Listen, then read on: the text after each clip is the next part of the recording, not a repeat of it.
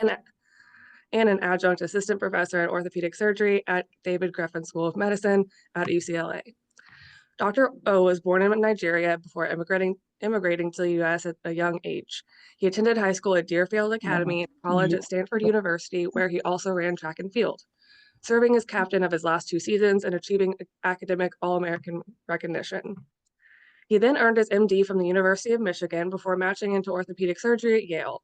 At the beginning of his third year, he experienced a spinal cord injury, paralyzing him from the waist down. After 2 surgeries and intense rehab, he was blessed with some return of motor function and navigates the world as a proud wheelchair user, managing the other long-term sequelae of an incomplete cervical spinal cord injury. He went on to earn a master's in engineering science and technology entrepreneurship from the University of Notre Dame and completed his family medicine residency at the Memorial Hospital in South Bend, Indiana.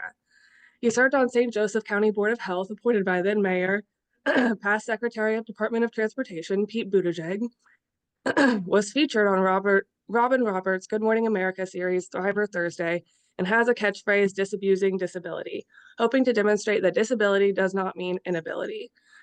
He is a member of UNM's Institute of Health Policy and Innovation, sits on the Alpha Omega Alpha Medical Honor Society Board of Directors, received Michigan Medicine's Distinguished Early Career Alumni Award in 2020, was given a Teacher's Teacher Award by the Academy of Medical Educators, and currently serves as president-elect of the Michigan Medicine Alumni Society Board. Nationally, he served as Disability Issues Representative on Steering Committee for the Group of Diversity and Inclusion and the Association of American Medical Colleagues, sits on the National Medical Association's Council on Medical Legislation, and was selected by the White House Office of Public Engagement to participate in the Health Equity Leaders Roundtable series dedicated to exploring perspectives around access to care. He was appointed to the America 250 Foundation Health and Wellness Advisory Council and President Biden's Council on Sports, Fitness, and Nutrition. He speaks around the country on topics related to diversity, equity, and inclusion, including but not limited to creating a health system that is accessible to and inclusive of both patients and providers with disabilities, and providing reasonable and appropriate accommodations for students with disabilities in higher education. He has been featured on CBS News, PBS NewsHour, MSNBC's Morning Joe, and is passionate about adaptive sports and fitness, striving to provide access to physical fitness and inclusive recreational and competitive sports for all. The CME activity code today is 3222. Again, 3222. Please welcome Dr. Oluwaferanmi Okanlami. Good morning, everyone, and thank you again, Dr. Shukbak. I am Fermi Okanlami, he, him pronouns. I'm a middle-aged Black man with brown skin, short black hair. I'm wearing dark-rimmed glasses, a wooden bow tie, a vest, and a collared shirt, and I'm sitting in an office chair. Now, I tell everyone that I do a very brief visual description, not just so that you get a sense of my fashion, but because what people don't recognize is that individuals that are blind or low vision, that don't have access to see who you are or see your slides, don't get full access to participate in the presentations. Now, I'll start with 2 stories, share my slides, and then I will tell another story before I even begin. I did the same visual description years ago when I gave the closing plenary at the Academy of Physical Medicine and Rehab annual conference. And afterwards, a gentleman came up to me and he was in tears. He was in tears so much he had to sort of go off to the side and wait for a second to compose himself. And when he did, he said, I came here from, another country, and I came here because I want to be a physician. And where I'm from, they don't believe that people like me can be physicians. They don't believe that blind people are able to be doctors. He said, this was not the first academic presentation I've been to. I've been to many academic presentations, but never have I felt so included and so seen as I did today based on the visual description you did. Now, hold on to that story and then listen to this one. I have a colleague here at the University of Michigan who is a lawyer. He and I have had a series of contentious conversations about this practice of visual descriptions.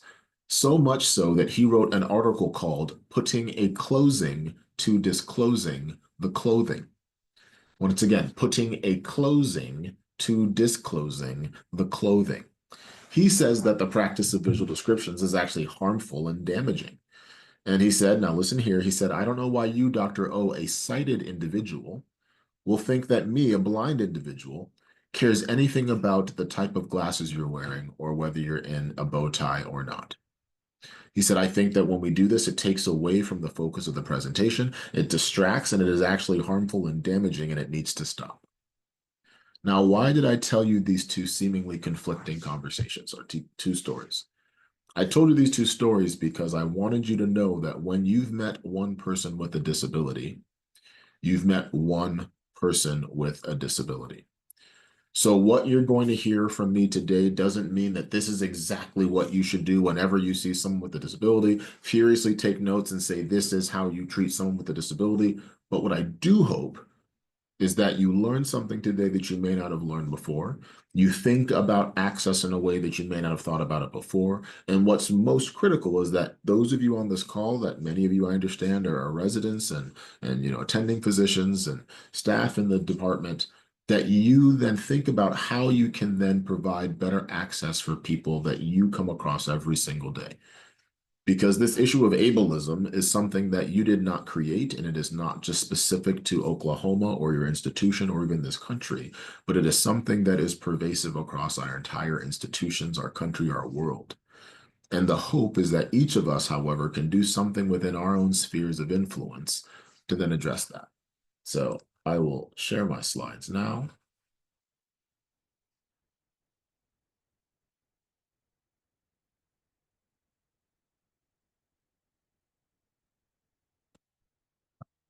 And if I can get a thumbs up that people can see them, perfect. I'm going to pull the chat up here myself on my other screen. So I tell people that I don't like giving talks, but what I like to do is start conversations. So what I really hope today will be is more of a conversation, which is why I pulled up the chat. I have the chat here. I have it in gallery view on the other side of my screen so I can see people's boxes such that if anybody raises their hand or unmutes, I will try to be able to see that and try to allow you to have a conversation, because I feel as though if my voice is the only voice that we hear today, I've done you all a disservice. All of you have a perspective or an opinion on this topic, whether you've discussed it or not, and whether you realize it or not. And if I just talk at you the entire time, thinking I know what you need, and I don't hear from you about what you're experiencing in your space, that's why I feel like I've done you a disservice. So, with that being said, I will also say that I have no problem talking nonstop for the next 52 minutes.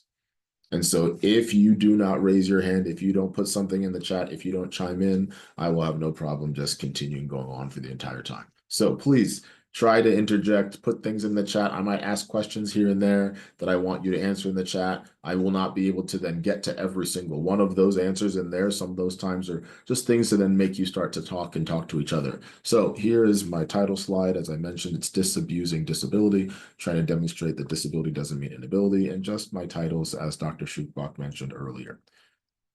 Now, I start my presentations talking about equity versus equality. And I'm going to put an image up that I guarantee at least 75% of you have seen. And as that image goes up, I want you to tell me how you have seen this image used and what you think this image is supposed to represent. So here's an image that has two halves. And on each half, there are three people. I call them tall, medium, and short. Once again, please go ahead and say if you've seen this used and how it's been used before.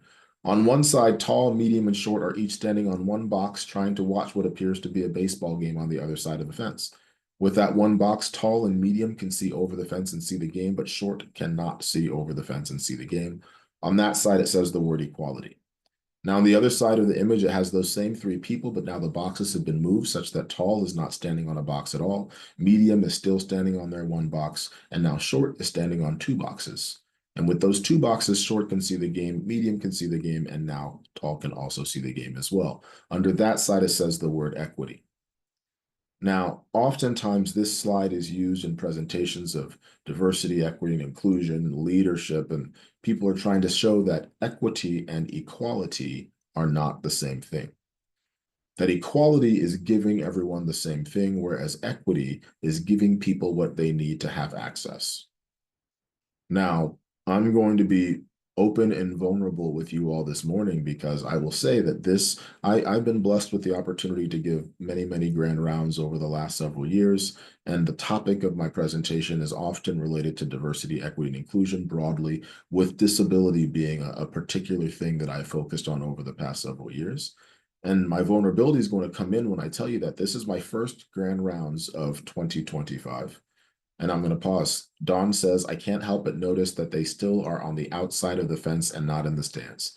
That's a wonderful point. I'll tell you that people see this slide and they talk about all the different ways in which we can then give individuals access. People talk about why they have to be outside of the fence in the first place. People talk about why there needs to be a fence in the first place. And I'll tell you that I've used permutations of this slide many, many different ways to then have this conversation. And I say that using this cartoon characters is easy to have this conversation when the reality of our world really looks more like this in the first place. Now, this is an image that is another rendition of it that has a third portion of it that now has a reality slide. And in reality, we have those same three individuals, but now tall individual is standing on 7 or 8 boxes well above the field. Medium is still standing on their 1 box, and now short is standing in a box-sized hole. Now, I use this as an analogy to talk about things and to answer or Dawn's comment, I say, well, there are times where the fence is necessary. So I gave this presentation to a group of baseball and softball players.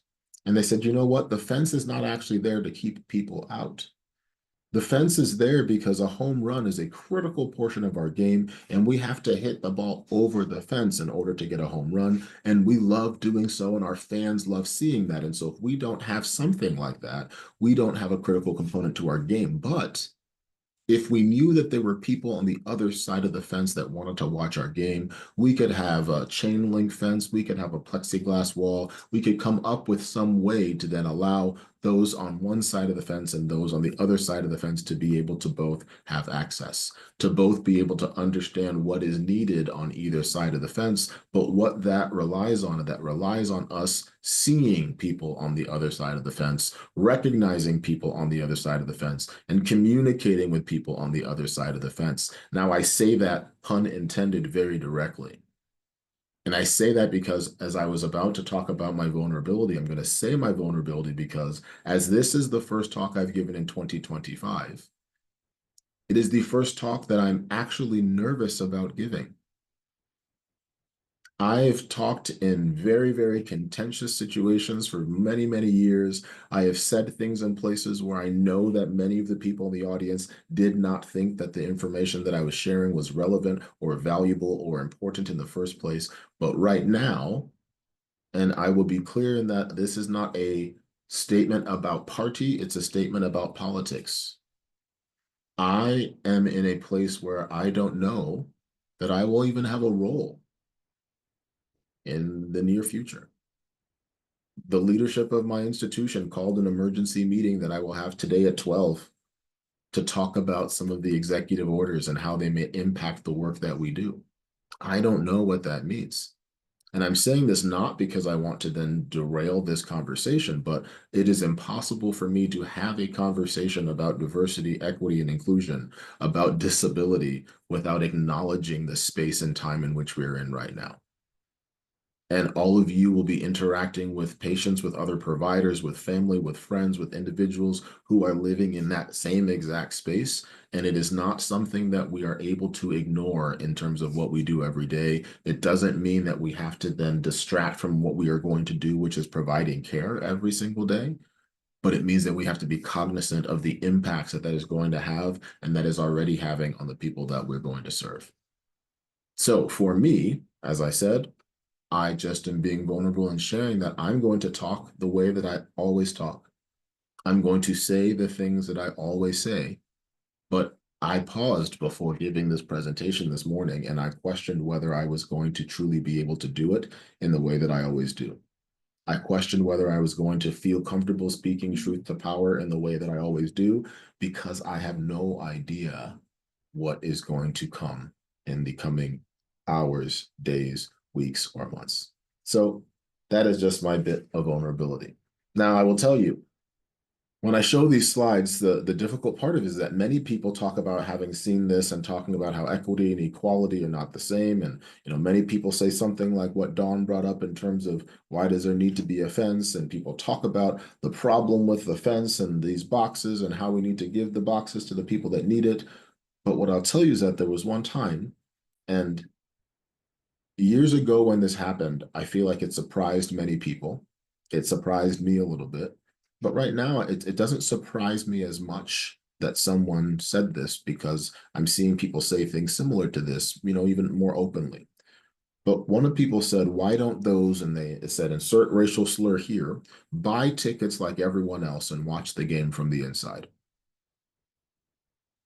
Once again, they said, why don't those insert racial slur here, buy tickets like everyone else and watch the game from the inside? Now, I say this not to be controversial or jarring, but I say it because what we don't often realize is that when two people look at the same image, they may see two very different problems. So when many people may look at this image and see the problem being the fence and the lack of boxes and the lack of access for the people on the outside, other people may see someone or people that are trying to take something or get something that they don't deserve or doesn't belong to them, trying to get something without working for it.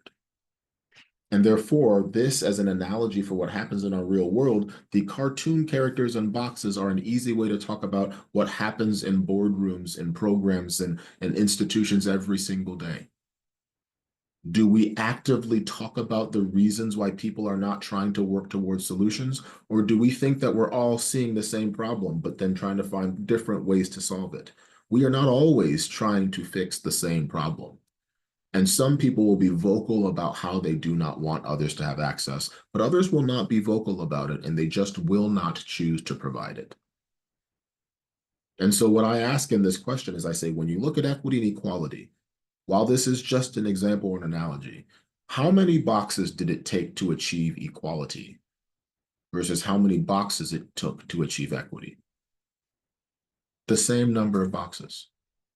It didn't take any more.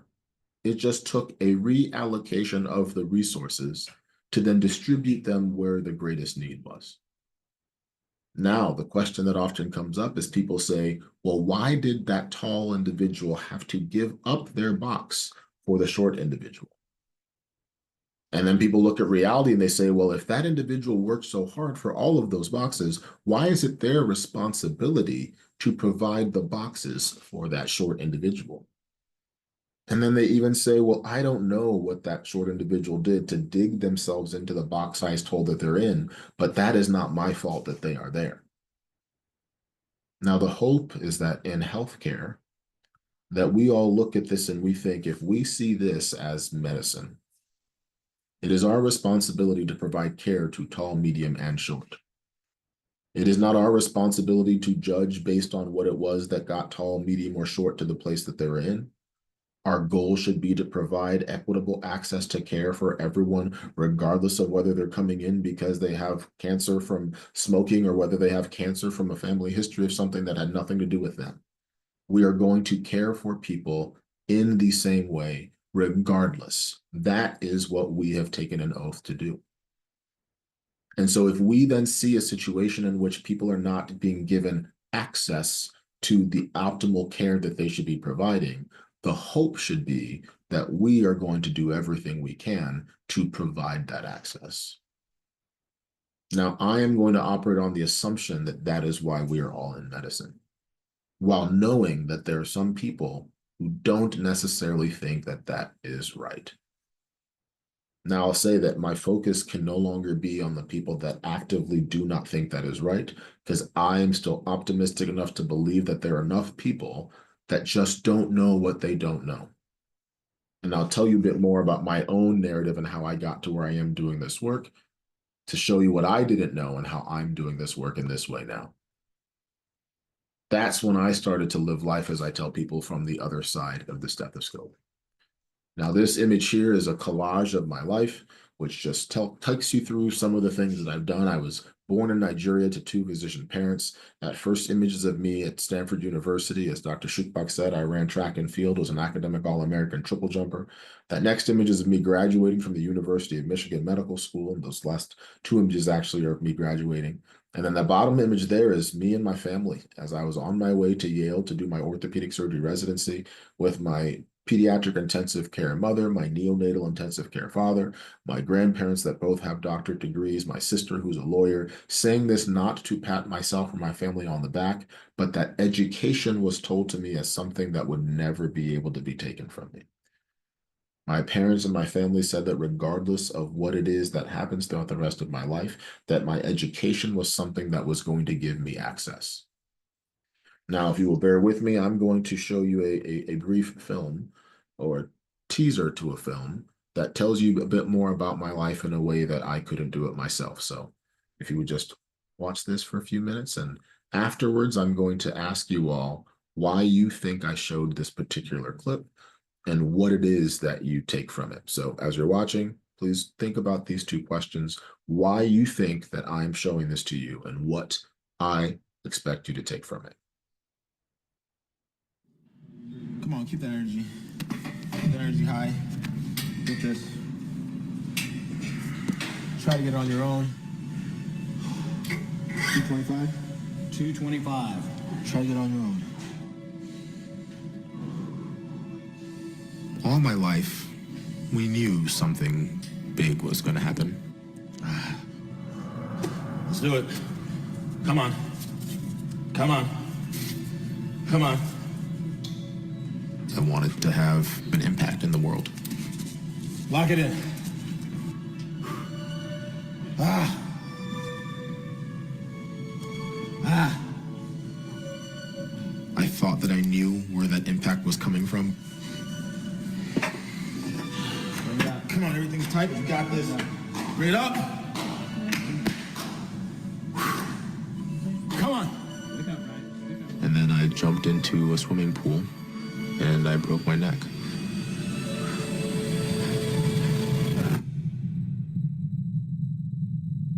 a story you will only see on ABC 57 News. Colleen, he is serving as an advocate for people with disabilities, and he has quite the story of his own to share. Yeah, Brian, when you hear his story, it sounds more like the plot of a movie.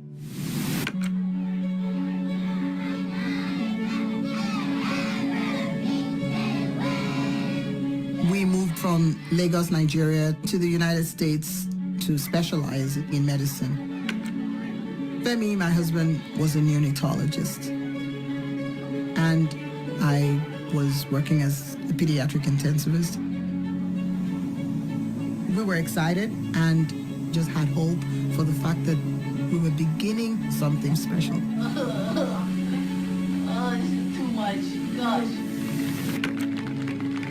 Fermi started off as a quiet child, but there was something about him which made him unforgettable.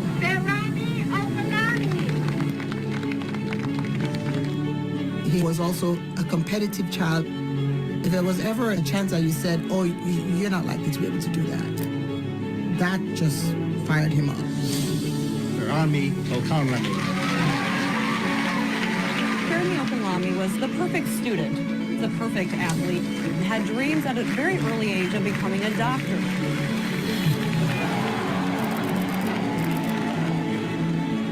So this is team captain Ferranmi Okanlami.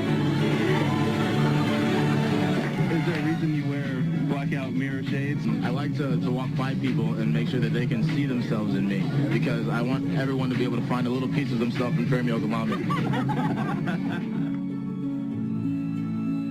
He was in his third year of orthopedic surgery residency at Yale when something happened. An accident that changed the course of his life.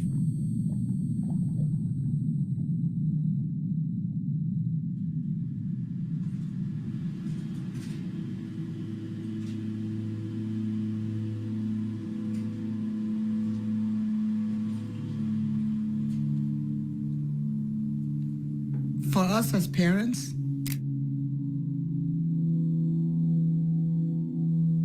it was just sheer disbelief.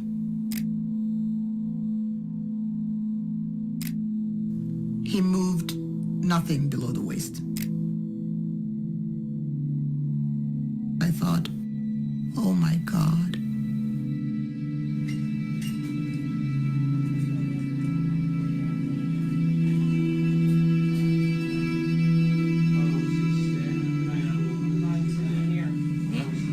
Understanding that he had a spinal cord injury and that he was paralyzed from his chest down was devastating. Hold on, let me get his knee. Yeah, one leg is crossed over the other one right now. Yeah. I don't want to get my legs in the... Hold on to him for a second. His legs. Okay, I'm not going anywhere. No, not you. How could this happen to you?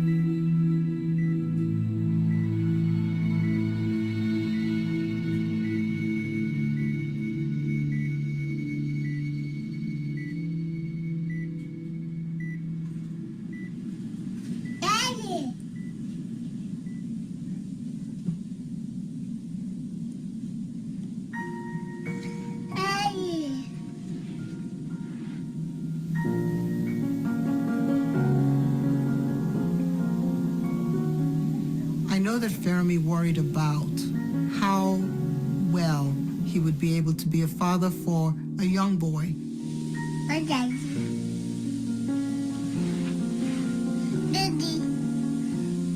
Alex would have conversations with me when I would drop him off in daycare or take him out, and he would say, "Do you remember, Gigi, when my daddy could walk?"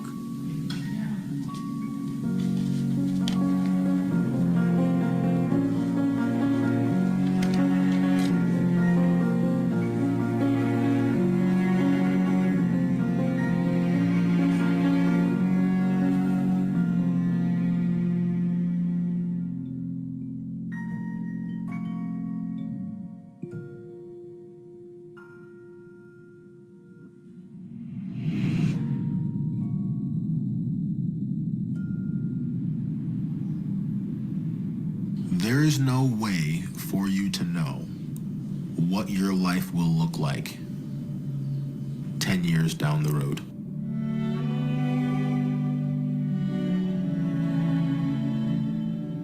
There might be things that aren't on the map. And there might be a time where the road is dark and there's no one else there. And when you don't exactly know what your destination will be, that journey will define you.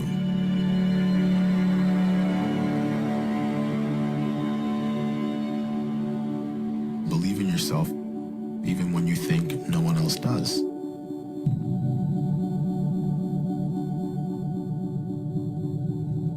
Where the understanding of science ends, faith begins.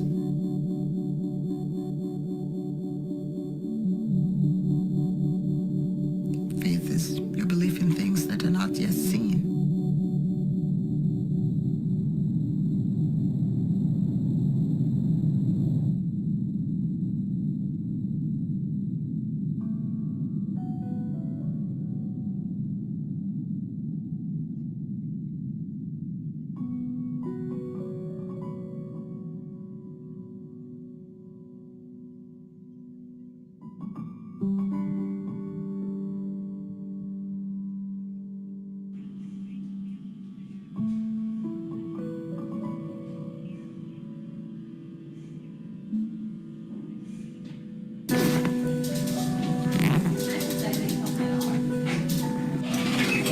I have a hard time describing someone based on what they can't do rather than what they can do.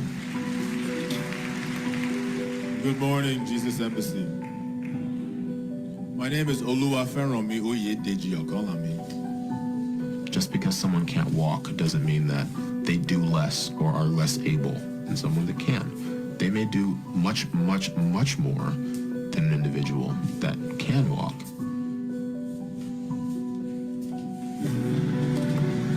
Do you need help?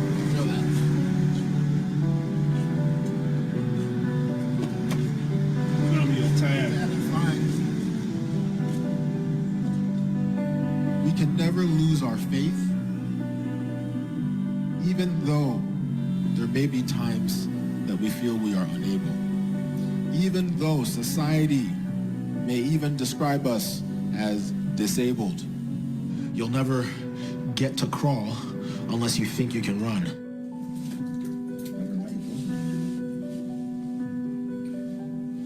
Attack the illness directly.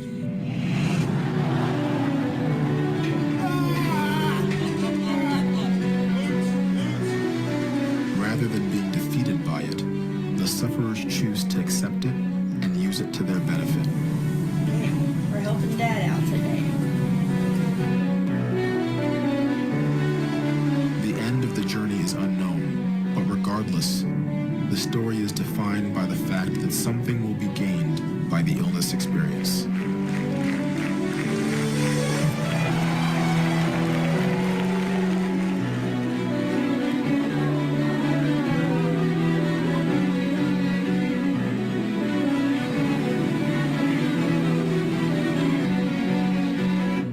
He is an ability awareness advocate, a mentor, a teacher, a patient, and a physician. Please join me in welcoming Dr. Fermi Okanlami. I want to bring in Dr. Fermi Okanlami. Fermi Okanlami. My tireless efforts to regain my independence have awakened me to the struggles that my patients face every day.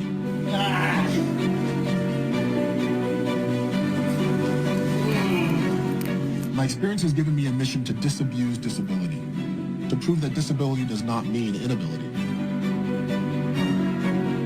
You truly have an opportunity right now, and I want you to take it. Instead of trying to judge people by what they are not or what they don't have, pull people up by letting them capitalize on the things that they do have. We've got quite the turnout for wheelchair basketball tonight. I will not depart from your presence, O Lord. Begin to pray and prophesy. Woo!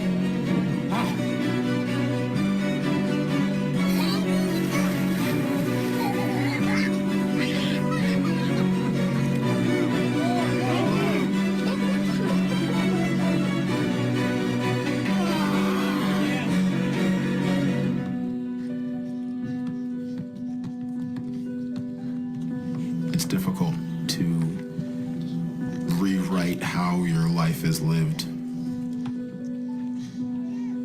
Find a way to make the most out of whatever it is that you've been given. Find a reason to keep going.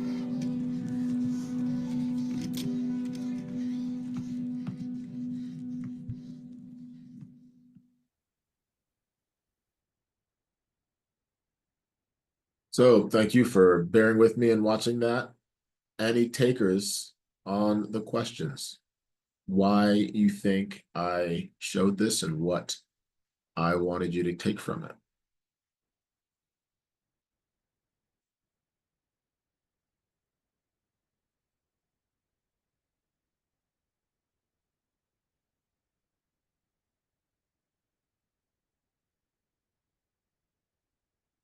Not a taker, not even one.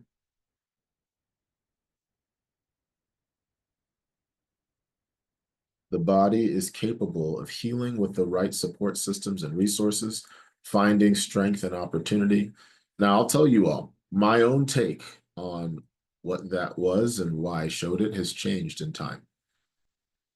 I'll tell you that when I first showed this, or when I first put this together, this was something that a colleague of mine from college is a filmmaker, and he approached me several years ago and said, I've been following your story and your journey, and I want to tell your story if that's possible. At first I said, no, thank you. But then he said, this is more about giving me an opportunity to sort of do my craft and my art and telling your story. It's not so much about sort of your story per se. And I said, okay, I allowed him to do so. But at first, this was put together, and I think many of the things that people are saying were the thought that I had as well. I was blessed with some return of motor function, and I was in that standing frame wheelchair that you may have seen in many of those shots. It's one of the things that allowed me to get back into medicine. It was like a resource that I think I've been given. But what happened a few years ago is that I showed this film to Judy Heumann. Judy Heumann is, as I say to people, to the disability rights movement, what Martin Luther King and Rosa Parks were for Black civil rights. We lost Judy a little over a year ago now. And prior to her passing, Judy and I got a chance to get to know each other. And if you don't know Judy Human, I'll put her name in the chat later, and I encourage you to look her up. But Judy watched this film and she said, Dr. O, if I didn't know you prior to that, I don't know if I would have wanted to. And I was like, whoa, Judy, I thought we were friends. Why would you say that? She said, well, look, this is all about huffing and puffing and machismo and standing and walking. And I was like, well, I mean, I was fortunate to get some function back, and I think it's pretty amazing, isn't it? She said, Dr. O, you have a platform now. You have an opportunity to change the way that people view disability. She said, what message do you think that gives people who never regained the ability to walk? What message do you think that this gives people that never had the ability to walk in the first place? She said, it's great that that was something that you had, but now if you give the impression that you have purpose now because you are closer to your previously able-bodied self, that makes it seem like your disabled self is not as good. And as a physician, as a member of the disability community now, as someone who now sees life, as I say it, from both sides of the stethoscope, I recognize this delicate balance that needs to exist that doesn't exist. The medical model of disability is one that pathologizes disability. It tells us that disability is something wrong or defective or broken that needs to be rectified, fixed, cured, or prevented. Now, I'll say that's the model of disability that we're all taught in healthcare. So I want you to park that one over here. And just like I told two stories at the beginning of the day, think about this medical model of disability as what you all know it to be. Right? We are taught that we should prevent illness, that we should cure disease, that we should try to then prevent these things from happening, or if someone experiences them, that our goal is to try to then eradicate that for them. But I have now learned of the social model of disability in the past, 12 years since I've been living on this other side of the stethoscope. And disability is something that is an identity that many people proudly claim. They see that there's nothing wrong with themselves, but what is wrong is the inaccessibility of the world in which we live, is the lack of access that is provided that recognizes the diversity of the lived experience that all of us has. There are individuals that are born into this world with difference, with disability, that did nothing to then earn or deserve that. There are individuals that are born into this world without any disability, and it's not that they did something right and those other people did something wrong. So why is it that then we, especially in medicine and healthcare, create this line in the sand as if this is the good place to be and that is the bad place? That we're going to allocate resources, and those boxes, as I talked about, we're going to allocate resources to those who then don't need it, but then we're not necessarily going to give the resources to people that do. I will tell you that this image right here is right after my first surgery where I had my anterior discectomy infusion. And at this point is when I was terrified, despite being an orthopedic surgery resident that took care of patients with disabilities. It was at this point that I started to realize how inaccessible the world is and how inaccessible the healthcare system is. Despite having Deerfield, Michigan, Stanford, Yale degrees and training, despite being the son of two physicians, despite being someone who was very able and active and successful, at this point, I did not know what sort of access I was going to continue to receive. I had objectively been quite successful in my life based on the things that I had been able to demonstrate that I could do. And yet at this point, I questioned whether people were still going to see that I was worth something. And I will then tell you that I use this slide when I have this conversation to try to then wrap this up and bring it back to the disability conversation, because now we're already 39 minutes in and people are like, when was he going to get to the disability part? So this image is a very same dynamic. It's the same concept of the first ones of the slide with the people trying to watch a game on the other side of a fence. But now this slide is the one I use when I want to have these conversations about what access looks like, what diversity, equity, and inclusion could look like. Now, if you recall, I told you that someone made the comment on the first images that I showed, but if you recall how I described the images, I didn't say anything about the color of the people's skin. I just called them tall, medium, and short. But if we looked at the color of their skin and we look at this image now has people with different skin tones. It has people with different hairstyles, different clothing styles, and different means of mobility. I think that this one better represents the increasingly diverse world that we are in, and it shows that access can look different for different people.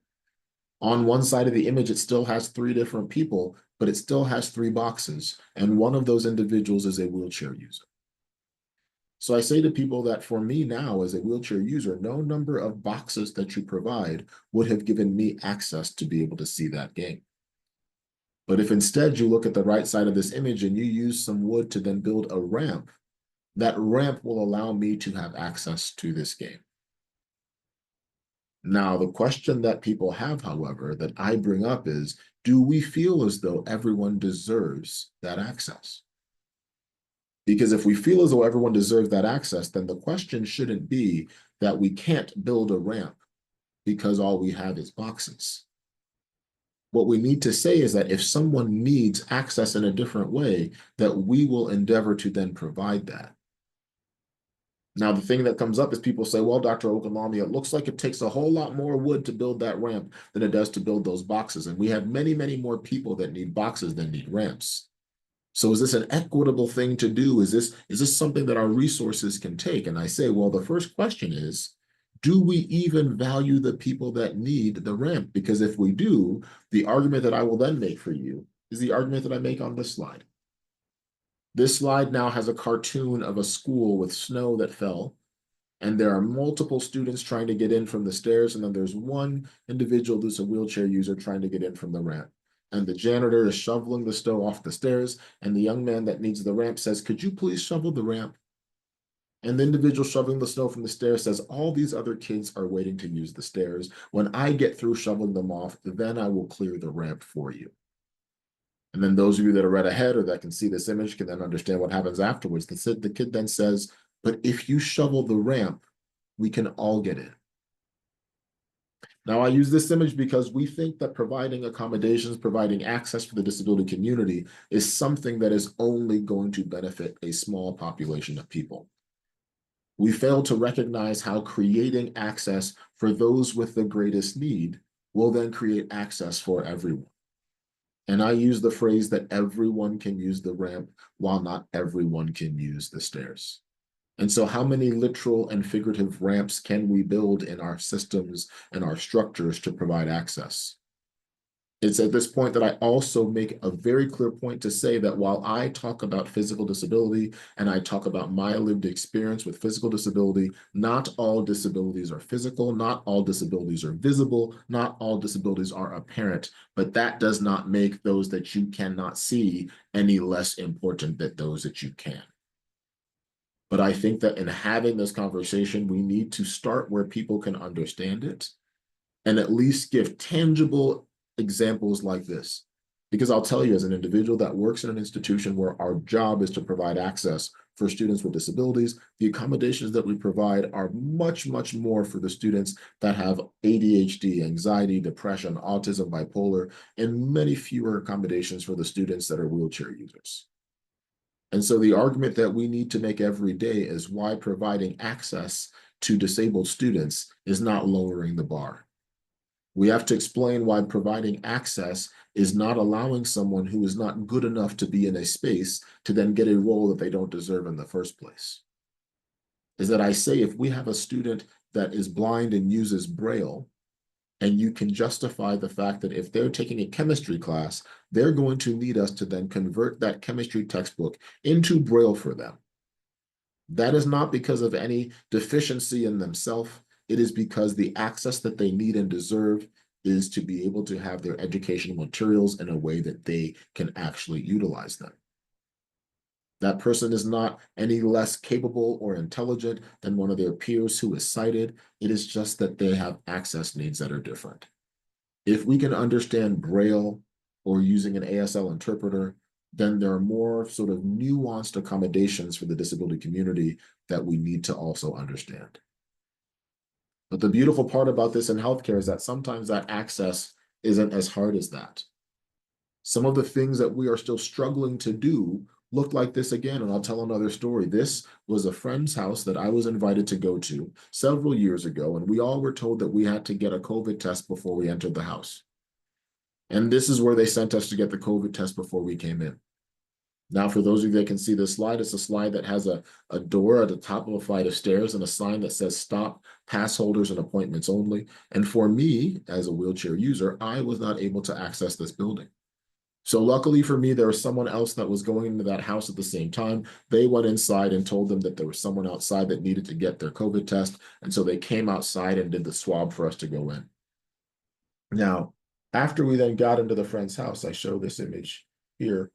We got into the friend's house and we were there to talk about how policies had impacted our communities.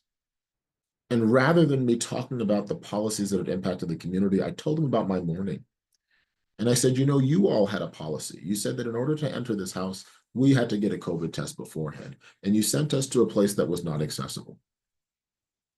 You invited us to come to your house to have this conversation, and you then had a policy that said we needed to do this, yet your policy was not able to be implemented in an accessible way to one of the people that you invited. Now, I said, what if that had been something much more critical? What if that was me going to then my health maintenance exam? What if that was me going to critical surgery? What if that was me going to get a medication that I needed, and then the place that I went to get it was not accessible, and I was by myself without someone that could go in before me? This seems like an insignificant story, but I tell you that this is the lived experience of individuals with disabilities every single day in the healthcare system that they think should know how to provide access for them. They enter a space where they think, I was invited into this space. I made an appointment to come here. Why is it that they don't know what needs I have? Now, I'm not sure if any of you could put together the pieces of the story to see which one of my friends' houses I was visiting. But that day I was visiting,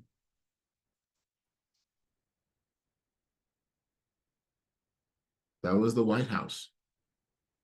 That was during the Biden-Harris administration, when I was invited to then talk about how administrative policies had impacted the community in the state of Michigan in which I lived, and in particular, the disability community.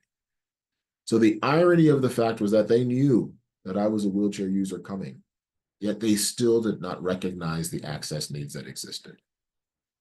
Now, I don't say this to say that if even the White House is failing at this, that we're all doomed, but I say it because all of us have institutional obligations to then provide access. And that there are some simple ways that we can do so to then demonstrate to the people that are then getting services from us that we see them, that we think that they deserve to then see the game, that we realize that they may not need a box, but we're able to then provide them with a ramp. And those are some of the simple things that we can do if we then see each life as valuable and deserving of the care that we can give. Now, I've got another video that I will not share in the interest of time, but I'll tell you that one of the things that I say that about what allowed me to get to my space here is that I tell people to find and follow their passions and make their passions their professions. And the next video that I would have shown is of the chair of the Department of Family Medicine. His name is Dr. Philip Zazoff, and he's deaf. He's one of the first deaf physicians in the country, and he was an individual that then provided an opportunity for me to be at this institution to provide the care that we're providing. And so it was just a really nice story about his own life and how he got to where he was, and how all we need to do is give someone a chance. We are not lowering the bar by having disabled people in medicine. What we're merely doing is recognizing the diversity of the lived experience and realizing that every single one of us brings some perspective to this space that is then going to benefit the increasingly diverse population of patients that we're going to serve. Now, I'm going to say something potentially contentious here. I don't see anything wrong with diversity. I struggle right now because with this challenge on diversity, equity, inclusion, I actually welcome people scrutinizing programs and policies that we put together. I am totally fine with that. But the part that I struggle with is how this is being made to seem as though what we're doing is taking away opportunities for some to give them to unqualified individuals. That is the part that I don't see. And it's the part where I will very, very boldly have conversation with people that choose to then challenge me on this topic. And I will say, if you put my resume up against many other people, no arrogance in this statement, but I will be hard pressed to find many individuals that then have a better resume or pedigree that are more qualified for certain things that I do. Yet, because of my disability, because I'm a wheelchair user, because I may need a ramp to get into a building, that all of a sudden makes me less qualified for certain things that my mobility has nothing to do with.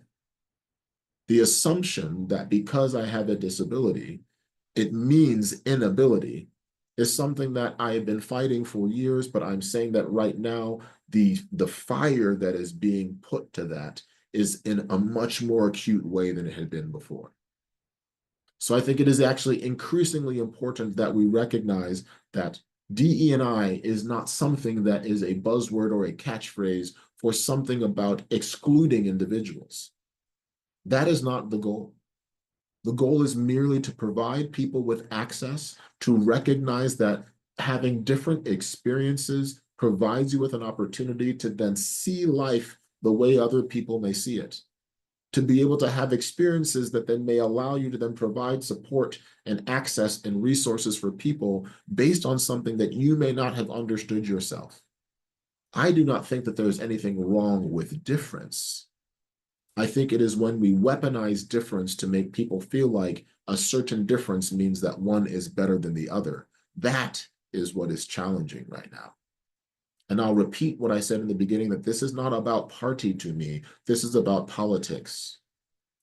And the politics that we now see should have nothing to do with the care that we can provide our patients. It should have nothing to do with the education that we provide our trainees, our high school students, our college students, our medical students, our residents, our fellows. These things should not be challenged because of a desire to have a workforce that then reflects the world in which we live. That as individuals that are in positions that will be able to then sympathize, empathize, and recognize certain things that other people may not be able to see, not because one is better than the other, but just because one is different than the other, and that difference may provide you with a perspective that allows you to then build a team that is going to be supportive of this space. I mentioned that I ran track and field, and I mentioned I was the captain of the team for 2 years. I was a triple jumper primarily. As a triple jumper on a track and field team, you have sprinters, jumpers, distance runners, throwers. Everyone does different events on that team. And I was not even, during my junior year there, I was not even the best triple jumper on my team. Yet being a leader does not mean that you have to be able to do everything that your team does. Your team brings experiences, perspectives, skills, and talents that you need to be able to then give them the ability to empower them to do what it is that they can do. And a diverse team is made up of people with different strengths that then make the team better overall. And being able to see the talents and the strengths that different people have and to build a team like that is what is going to make successful teams. It has been proven in business. It has been proven in healthcare. It has been demonstrated that individuals with diverse perspectives are able to then provide better care and are able to then get the bottom line. Even when this is about dollars and cents, it makes better business. So to try to wrap things up here as we're closing, I'm going to just show a couple of these slides that I didn't get to. So that's the video that I told you I was going to show. And I wanted to just talk about some examples because I know that oftentimes people come in, they give these conversations, they get people riled up, but then they don't talk about things that you can do explicitly to try to change things within your space. And so the one example, so this is just a slide with a few different things that we have done at the University of Michigan with respect to disability health. And I'm going to show one image here, which I'll talk about. This is a small image. You can't see all the details, but I'll tell you what it is. One of the things that we have done is that we have utilized our electronic health record, our EPIC, and we have then made it such that there's an accommodations tab within it. So in the accommodations tab, this gives our patients the opportunity before they even come to an appointment to indicate what sort of access needs they may have. So just like we have a space for people to indicate their pronouns or their gender identity, we also allow people to then say whether they may need, accommodations for being blind or low vision. Individuals that have cognitive, intellectual, developmental disabilities, if you're deaf or hard of hearing, if you have any mental health disabilities, the things that you can indicate here ahead of time so that the system knows what access needs you may have. So we have been able to embed this into our electronic health system so that patients can then put that in ahead of time. And then the responsibility is on the system to ensure that we provide that access. Now, that's the funniest thing that happens during some of the presentations I give is that people then ask, about what happens when you can't do it. I say, well, guess what? That was in existence before anyway. Before you asked people what their access needs were, people were showing up without you providing them with access. So the fact that you ask now is not going to get you in more trouble than when you weren't even asking. So I think that you need to be prepared to try to provide that access, but to show individuals that you actually want to provide it is not going to then get you in more trouble than you were when you weren't even indicating that you recognize that people would have those needs. So this is one simple thing that you can try to implement. We worked with Epic to do this. This is something that it was not standard in Epic, and I'm sure whatever your EHR is, it is something that can be implemented within your own EHR. If you have Epic, I know it's absolutely something that Epic can do. And so that is just one small thing that we wanted to show people.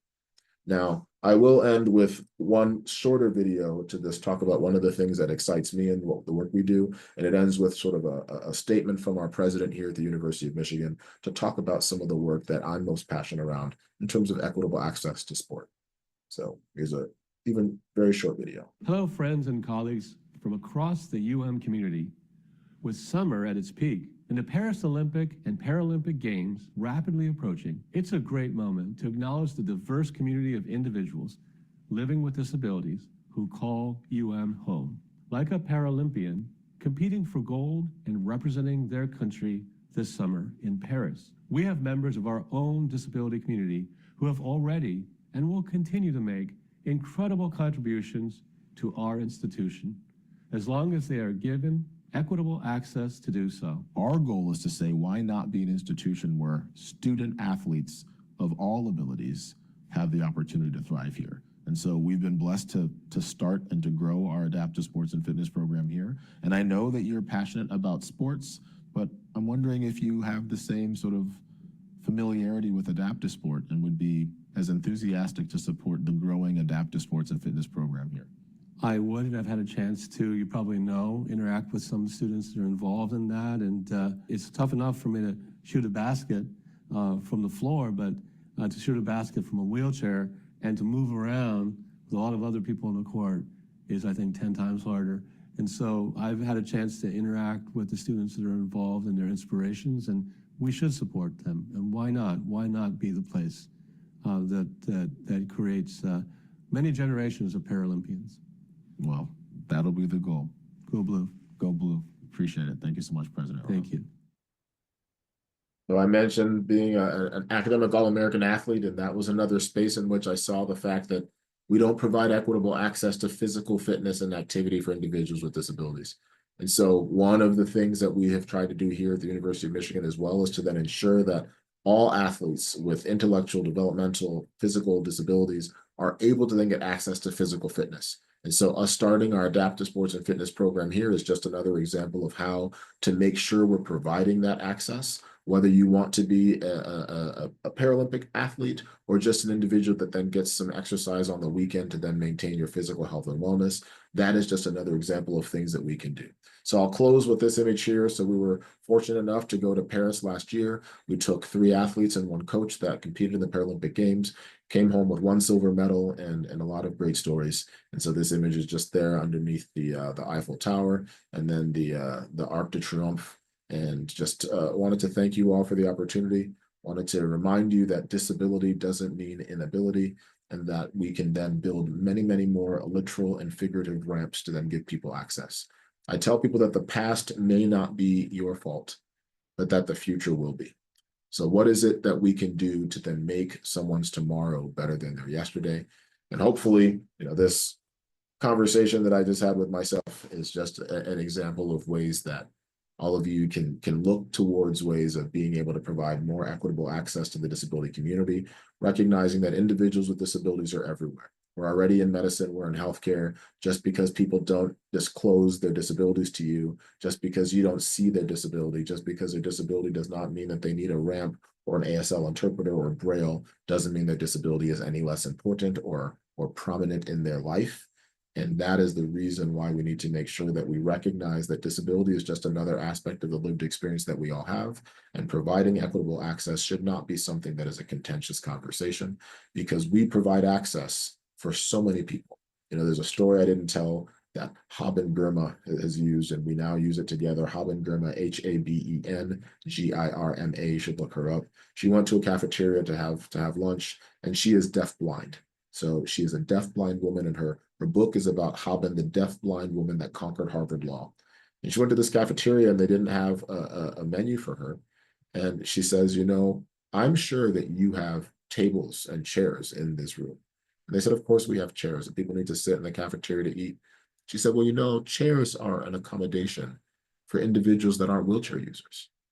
And it sounds like a silly thing, but she said, you know, if you expected, and this is the story that I'll end with so we can all go, if everyone did what I did and brings their own chair with them, then most places wouldn't have to then put seats in auditoriums. And she went a step further and said, I guarantee you have lights on here too. She said, lights are an accommodation for sighted individuals. She's like, I'm blind. I don't need light to navigate the space. It sounds ridiculous, but ableism is the fact that we create access and we provide access for those that we think need it in a way that makes sense. Of course, lights and seats are going to be in cafeterias, but an individual that is blind that doesn't need the light is still navigating. And an individual that's a wheelchair user brings their own resource. It would be ridiculous for you to expect someone to say you need to bring your own flashlight to your classroom or your own chair to your lecture hall, but that is what we do for the disability community. So chew on that thought in terms of what access looks like, and realize that the only difference between providing access or an accommodation for the disability community and providing access for individuals that are non-disabled is called ableism. And if we see that ableism is pervasive everywhere, and that we are giving these access and these resources to people that aren't disabled, why is it that we find it so difficult to then give the same access to people that look, walk, move, see, think differently than you? All right, I went over my time. I thank you all so very much for this opportunity. Thank you for the invitation. Have a wonderful day. Thank you. And there are people asking for my contact, whoever, I'm sure Lisa or Dr. Shukbak, the organizers are more than welcome to provide it. If anyone sticks around, I'll put my email and my cell phone in the chat here. But if they want to send it out to others afterwards, they're more than welcome. Yes, please send me if you want any other contact information or anything, and I'll be happy to get it to you.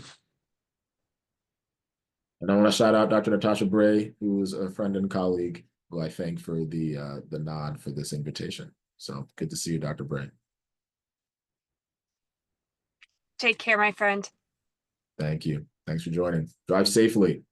Oh, I'm in the parking lot now, so we're good. All right. Take care. Bye-bye. Thank you, Dr. Okanlami. I appreciated the talk. No, thanks for having me. I'll have a wonderful day. Thank you, Lisa. Yes, thank you very much.